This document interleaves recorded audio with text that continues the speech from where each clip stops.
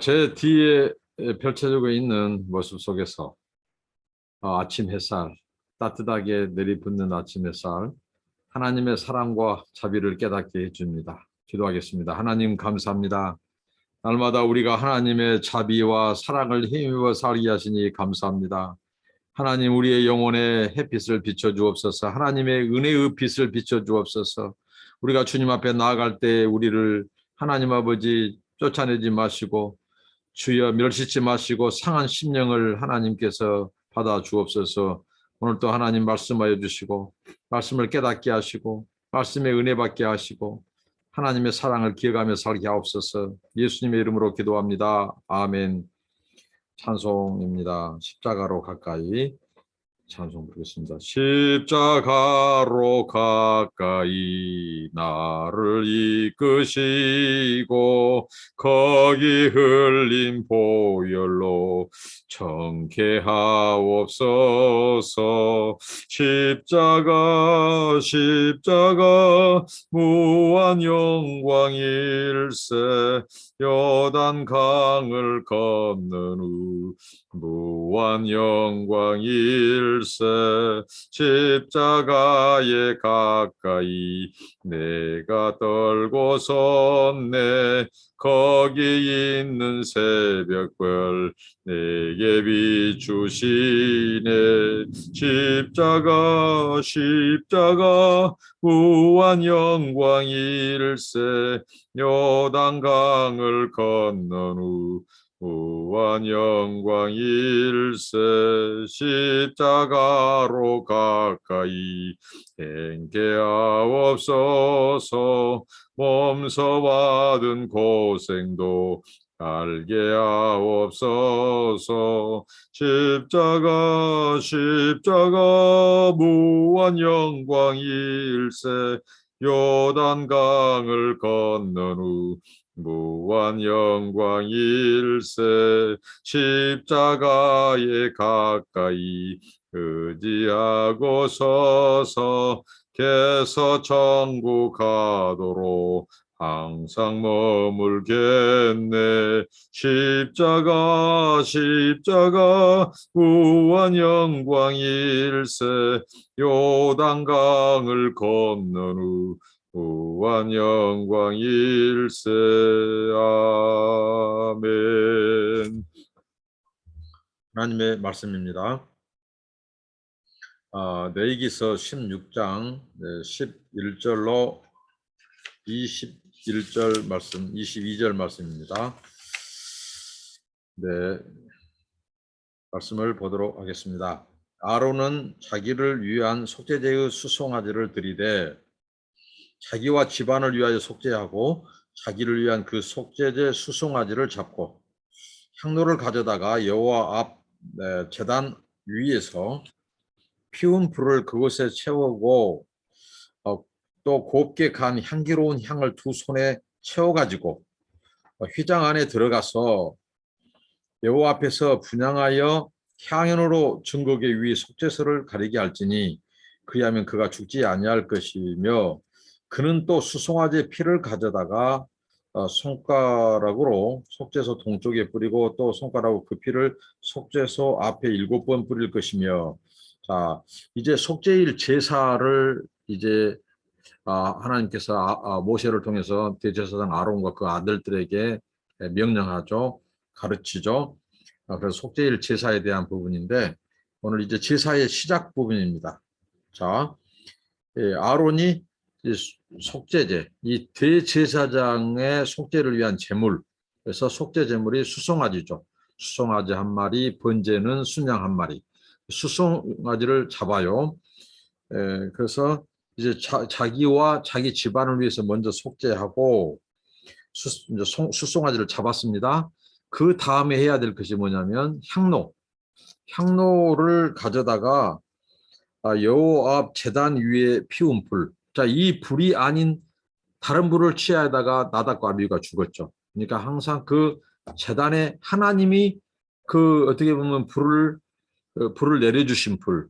그래서 그 불을 끄지 않도록 했죠. 계속해서 제사장들의 중요한 직무는 제단불을 끄지 않는 겁니다. 오늘 우리 삶 속에서도 제단불을 끄지 않는 것 굉장히 의미가 있습니다.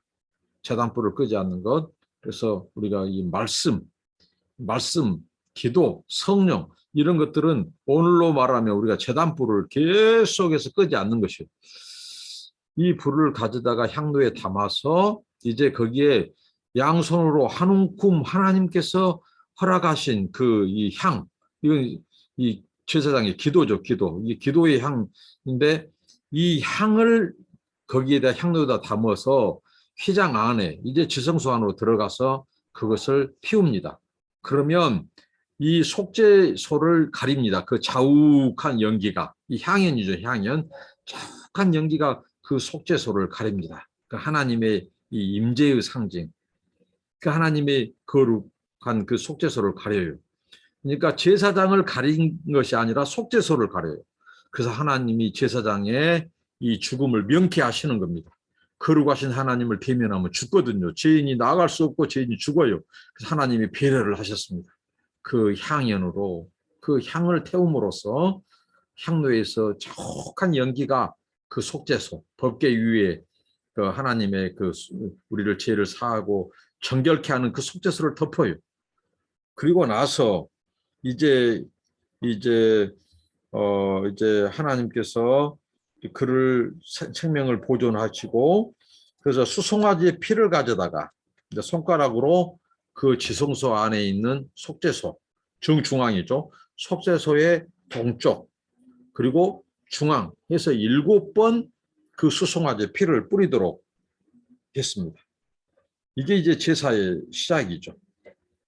먼저 자신의 또 자기 가족의 이 죄를 사하고 또 향을 피우고 자 7번 속죄소에 피를 뿌리고 자, 이렇게 해서 속죄일 제사가 시작된 것입니다.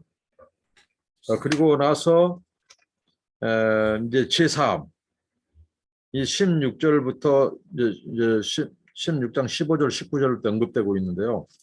또 백성을 위한 속죄제 염소를 잡아 이제 제사장이 자신과 자기 가족을 위한 속죄 제물을 잡고 그다음에 이번에는 백성을 위한 속죄제 염소를 잡아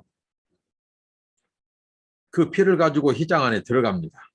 그래서 똑같이 수송아지 피로 행함같이 이제 그 염소 피를 통해서 속죄소에 뿌려요.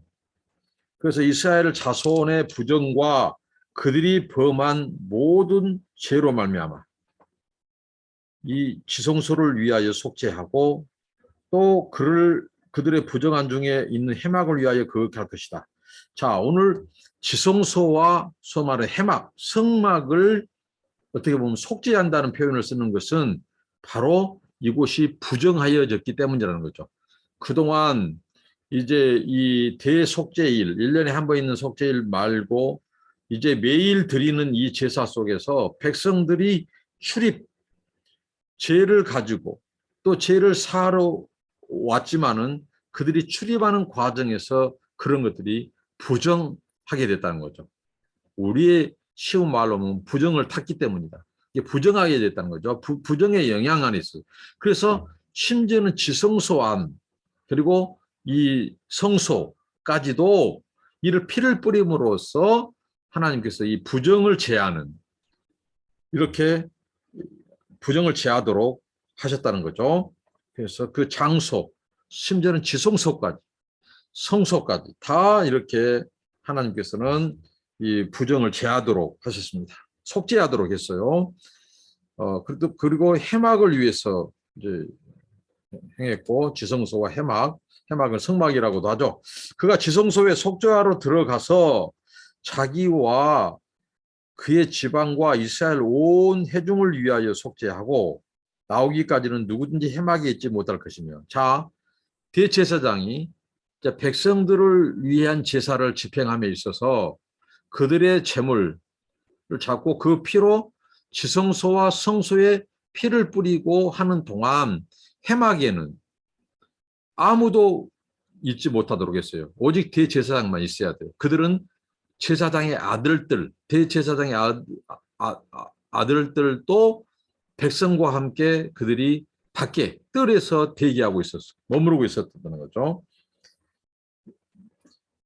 그는 여호와 앞 제단으로 나와서 그것을 위하여 속죄할지니 곧 수송아지의 피와 염소의 피를 가져다가 제단 기퉁이 뿔들에 바르고 또 손가락으로 그 피를 그 위에 7번 뿌려 이스라엘 자손의 부정에서 제단을 성결하게 하시오. 심지어는 제단까지도 하나님께서는 이렇게 부정을 제하도록 하셨습니다. 이게 평상시에는 제단의 뿔에 피를 바르도록 했는데 이번에는 제단에까지도 피를 뿌리도록 하셨어요. 이게 바로 속죄일에 하나님께서 행하도록 하셨다는 것입니다. 그러니까 지성소 또 해막 심지어는 제단까지 하나님께서 부정을 제하도록 이렇게 성결하게 하셨다는 겁니다. 그러니까 하나님께서 죄의 부정, 이 죄 문제를 속죄하게 하시고 심지어는 거기에 이 장소, 공간까지도 이 죄와 부정을 동일하게 취급하면서 사람들의 죄 문제도 해결하고 그리고 동시에 그 성전도 정결하게 하는 이 말씀을 주셨습니다. 그러니까 얼마나 바로 당시의 속죄일에 하나님께서 그 백성들의 죄를 사하는 데 있어서 대충 하지 않고 하나님이 어떤 분이신지 너희가 너희 죄로 도무지 하나님을 번접할 수 없고 그 영광에 나아갈 수 없는 존재다 이거예요. 심지어는 대제사장도 이 속죄의 길을 하지 않고는 제사장부터 죽어버려요. 하나님의 임재 앞에 잘못 그 임재 하나님의 거룩을 대했다가는 제사장도 죽어요. 그래서 하나님이 철저하게 이 법도를 가르치고 규례를 가르치고 규정을 가르치고 절차를 가르치고 재물도 아무 재물 못 쓰게 하고 정한 재물 쓰게 하고 그리고 심지어는 그 장소까지도 하나님을 성결하게 하고 피를 뿌리고 얼마나 하나님께서 인이 박힐 만큼 이건 우리를 위한 배려입니다. 대제사장도 자칫 정신줄 놨다가는 본인부터 거룩하신 하나님 앞에 나가기도 전에 죽어요. 자기 죄를 속죄받기도 못하고 죽어요. 얼마나 우리가 이 하나님 앞에 나가는 것은 굉장한 긴장이에요. 우리 목숨이 왔다 갔다 하는 그 순간이에요. 그렇기 때문에 계속해서 강조한 것은 자, 속죄의 길은 인간에게서 주신 게 아니다. 하나님이 속죄의 길을 내주셨다. 우리 인간은 다 죄인이다. 대제사장도 위의가 아니다. 대제사장도 똑같이 속죄를 받아야 된다. 그도 제물이 필요하다. 피가 필요하다. 그리고 그들이 예배드리는 그 제사드리는 그 속죄소까지 가장 지성소까지도 성막까지도 이미 죄인들이 들락달락하면서 부정이 그곳에 탔기 때문에 다 속죄해야 된다. 성결하게 해야 된다. 형성시대는 제단에 뿔에만 피를 바른 것 이제는 제단 주변까지도 다 심지어는 제단까지도 뿌리도록 이렇게 하나님은 철두철미하게 이 속죄의 제사 방식, 속죄의 길을 가르쳐 주고 우리 인간이 어떤 존재인지 네가 어떤 존재인지 하나님은 어떤 분이신지를 철저히 이렇게 말씀했다는 거죠. 이 극적인 효과예요. 드라마적인 효과예요. 이게 이렇게 하나님께서는 구별을 시키셨고 피를 뿌리셨습니다. 제단이 1년 내내 일반인들의 죄와 부정이 오고 간 곳이기 때문에 그곳에 제단 뿔에도 바르고 제단에도 뿌리는 이렇게 정결 예식을 철두철미하게 했어요. 하나님께서. 자, 그러면서 이제 죄를 하나님께서 이렇게 해서 이제 우리의 죄를 제거하는 그것이 20절로 22절에 나와 있는데요. 그 지성소와 해막과 제단을 위하여 속죄하기를 자, 지성소가 나오죠. 해막이 나오죠. 제단이 나오죠. 자, 우리가 성막의 지금 구조도입니다.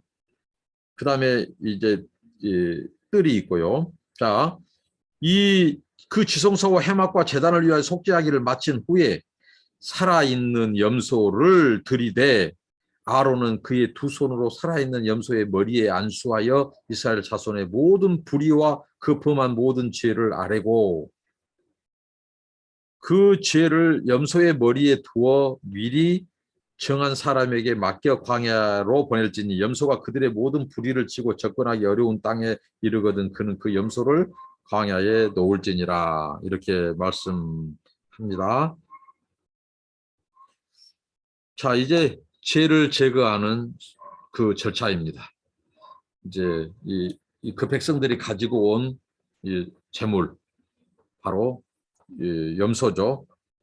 염소 두 마리를 가지고 이 속죄 제물을 드리는데 그 한 마리에 이제 그 백성의 죄, 그리고 그 이스라엘 자손의 모든 불의하고 범한 죄를 아랩니다. 그리고 그 염소에게 그 죄를 전가하고 그것을 속죄 제물로 하나님 앞에 바치고 또 한 마리는 아사셀 염소로 광야로 내어 보냅니다. 그냥 내어 보낸 것이 아니고 정한 사람을 통해서 그 염소를 끌고 가요. 그래서 완전 광야로 깊숙이 들어갑니다. 들어가서 이 유대 문헌에 의하면 이 미시나라고 하는 유대 문헌이 있는데요. 거기에 의하면 이 염소가 광야로 내보냈는데 이제 돌아와 버려요. 만약에 돌아와 버리면 이게 지금 이 아사셀 염소를 통해서 하나님께서 가르쳐 주고자 하는 것은 우리 죄의 극적인 효과입니다. 효과.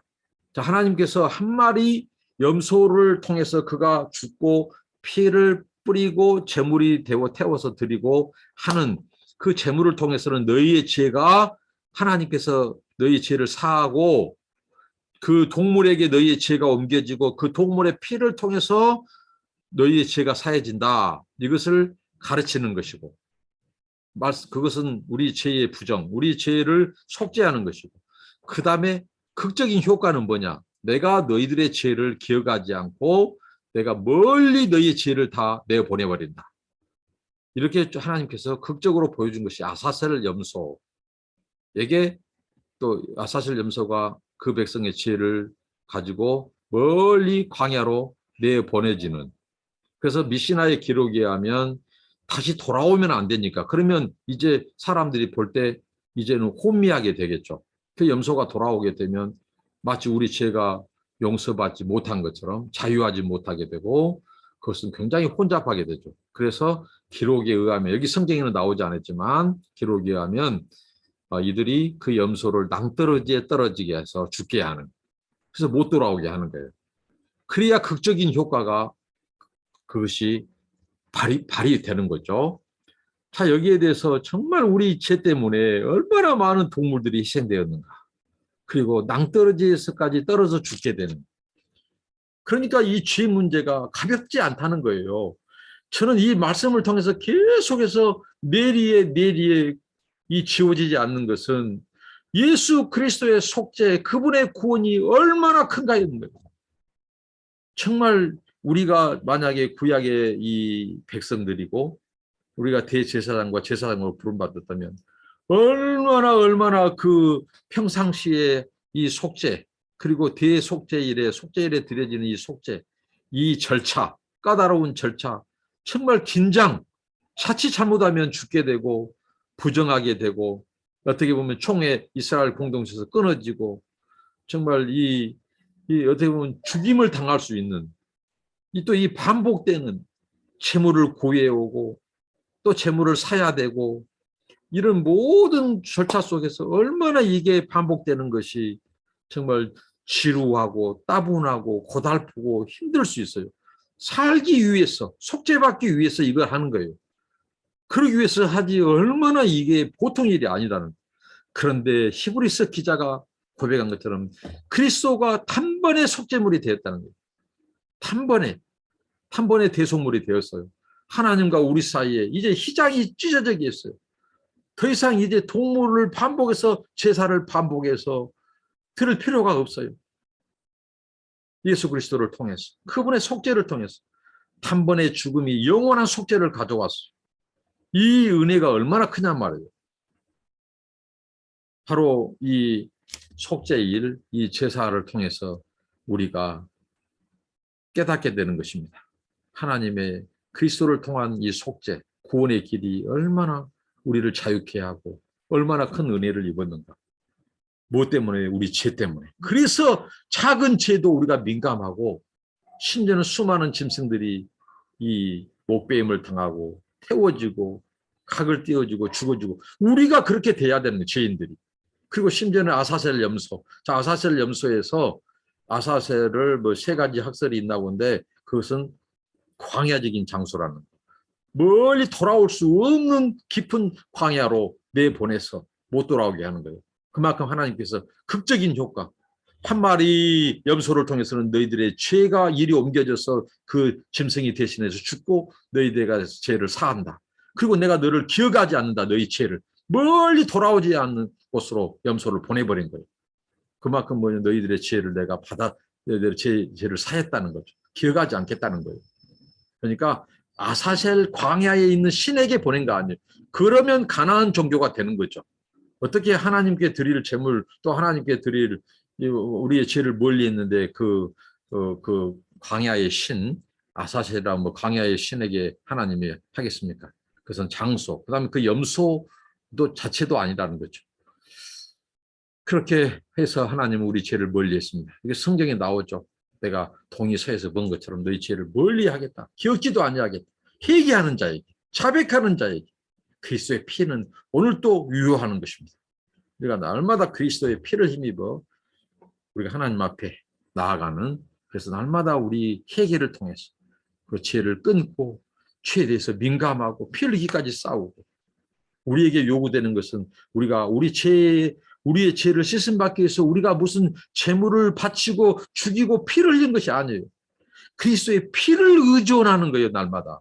그리스도의 피를 힘입어 우리가 하나님 앞에 기도하고 나아가고 그리스도의 피를 힘입어 우리가 하나님 앞에 회개하고 우리가 씻음받는 이런 우리가 회개하는 삶 이게 요구되는 거예요.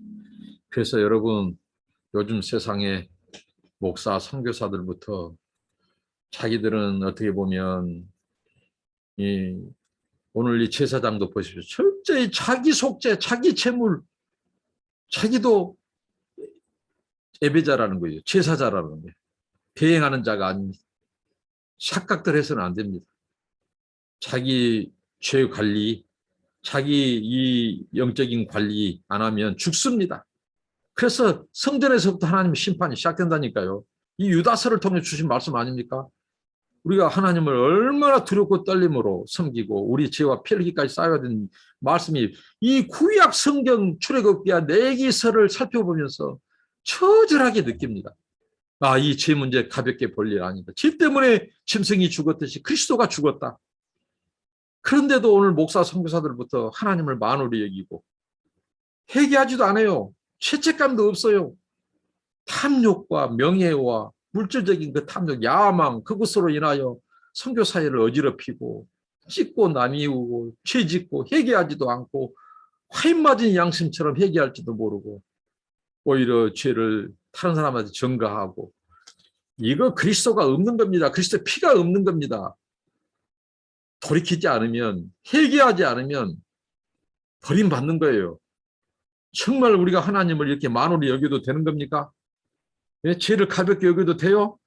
그리스도의 그 생명을 맞바꿀 만큼 이게 이 하나님과 우리 사이를 가르는 거, 이 죄 문제를 그리스도가 당신을 찢기고 죽으셨는데 죄를 죄로 여기지 않고 회개하지도 않고 공동체를 찔러 쪼개고 탐욕하고 이 돈을 가지고 말이죠 횡령하고 말이죠 이런 죄를 치고도 말이죠 정말 하나님을 만홀히 여기서는 안 되는 거예요. 회개해야 됩니다. 우리 제사장, 우리는 모두가 영적인 제사장이에요. 우리 자신부터 날마다 우리 자신을 살피고 우리가 정말 그렇게 죽어져야 된다는 거. 번제가 되고 속죄제물이 되고 회개할 때 하나님은 우리 죄를 기억지 않는다고 했습니다. 멀리 보낸다고 했습니다. 그래서 날마다 속죄받고 회개하고 헌신하는 우리 모두가 되길 바랍니다. 기도하겠습니다. 주님, 이 속죄 제사 하나님 이 말씀 레위기서 말씀 출애굽 말씀을 하나님을 살피면서 묵상하면서 우리 주님이 한 번에 우리 죄를 사해줬다는 것 속죄했다는 것 영원한 속죄를 이루신 주님의 그 대속이 얼마나 큰 놀라운 하나님의 사랑인지 하나님이 그 아들 안에 우리의 모든 공의를 다 죄를 정죄를 다 쏟으셨습니다. 하나님 그러기 때문에 우리가 피 흘리기까지 죄와 싸우고 날마다 그리스도의 피를 힘입어 주님께 나아가게 하옵소서. 우리를 성결하게 하옵소서. 우리의 영원한 대제사장이신 예수 그리스도의 그 보혈로 우리가 은혜의 보좌에 나아가게 됐사오니 그 대제사장 앞에 우리가 서는 그날까지 우리를 구별하고 성결케 하시고 주님 죄와 싸우고 하나님 제사장의 영적인 제사장의 직무를 다하는 제들을 되게 하옵소서.